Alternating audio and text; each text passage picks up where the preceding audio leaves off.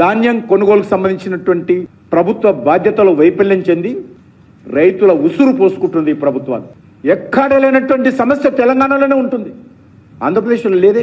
ఆంధ్రప్రదేశ్లో అక్కడ ఉన్నటువంటి ప్రభుత్వం సమన్వయంతో పనిచేసుకుంటుంది. అధికారులు కానీ, రైతులు కానీ, రైస్ మిల్లర్స్ కానీ, గవర్నమెంట్ ఆఫ్ ఇండియా కానీ, ఎఫ్సిఐ కానీ సమన్వయం ఉండాలి. ఎంత దురదృష్టం అంటే గన్ని బ్యాగులు సరఫరా చేయలేనటువంటి పరిస్థితిలో ఉంది ప్రభుత్వం. ఒక 6 నెలల ముందు తెచ్చుకుంటే కొంపలే మునిగింది. ఏం రోగం వచ్చింది? 6 నెలల ముందు బస్తాలు తెచ్చుకునే సోయిలేదా ఈ ప్రభుత్వానికి? ఒదిక్కు రైతులు పంట పొలాల నుంచి ధాన్యం తీసుకురావాలంటే బస్తాల కోసం ఎత్తుకాల్సినటువంటి పరిస్థితి. ట్రాన్స్పోర్ట్ ఉండదు, అట్లో ప్లాట్ఫామ్స్ ఉండవు. లారీల మీద రోజుల తరబడి ట్రాక్టర్ల మీద పెట్టుకొని రైతులు ఒదిక్కు వర్షం చూస్తుండాలి, ఒదిక్కు అధికారులను చూస్తుండాలి. వాళ్ళ దయ ఎప్పుడు వస్తుందని ఎదురు చూసే పరిస్థితి రైతులకు ఎందుకు ఉండాలని అడుగుతాను.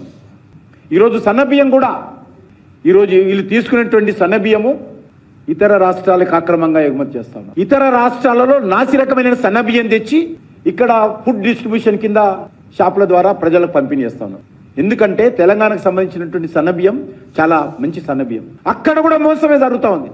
ఎవరి ఆశీస్సులతో జరుగుతుందో చెప్పాలి. ఈరోజు మన రాష్ట్రంలో ఉత్పత్తి అవుతున్నటువంటి సన్నబియ్యము ఇతర రాష్ట్రాలకు ఎక్కువ ధరకు పంపిణీ చేసి ఎగుమతి చేసి తక్కువ ధరకు వచ్చేటువంటి సన్నబియ్యం తీసుకొచ్చి ఇక్కడ ఉన్నటువంటి సివిల్ సప్లైస్ షాపుల ద్వారా పేద ప్రజలకు అందిస్తా ఉన్నారు. అది కూడా మోసమే. ఇతర రాష్ట్రాలకు 4,000 నుంచి 4,500కు, ఇతర రాష్ట్రాల నుంచి 3,000 నుంచి 3,200కు కొంటారు.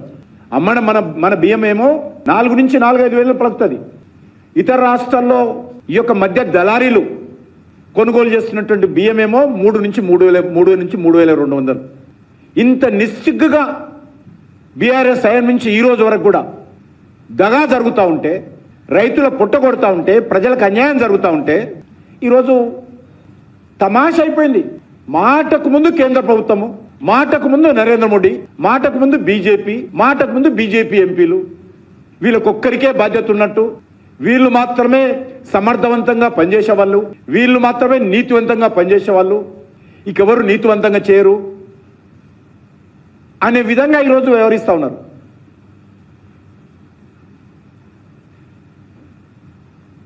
కనీసం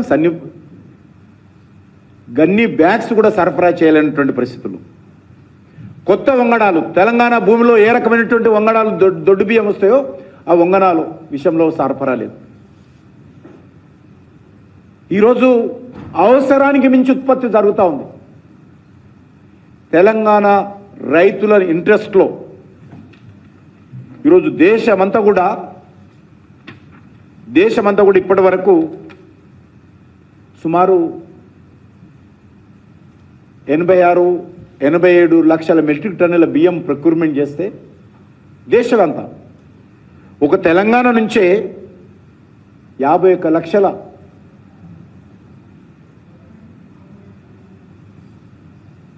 మెట్రిక్ టన్నుల బియ్యం తెలంగాణ నుంచి సేకరించడం జరిగింది. అంటే తెలంగాణ మీద కేంద్ర ప్రభుత్వానికి అభిమానం ఉందా లేదా దీన్ని అర్థం చేసుకోవచ్చు. అనేక రాష్ట్రాలలో అనేక రకాల మార్పులు వస్తున్నాయి, సంస్కరణలు వస్తూ ఉన్నాయి.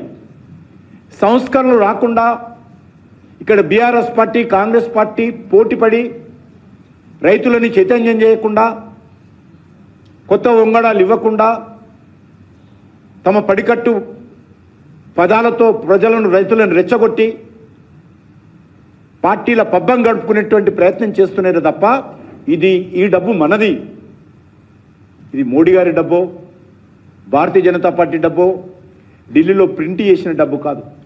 ఇది రైతుల డబ్బు, రైతు కూలీల డబ్బు, పన్నులు కట్టేటువంటి ప్రజల డబ్బు. ఇది దీన్ని పూర్తి స్థాయిలో సద్వినియోగం చేసుకోవాలి.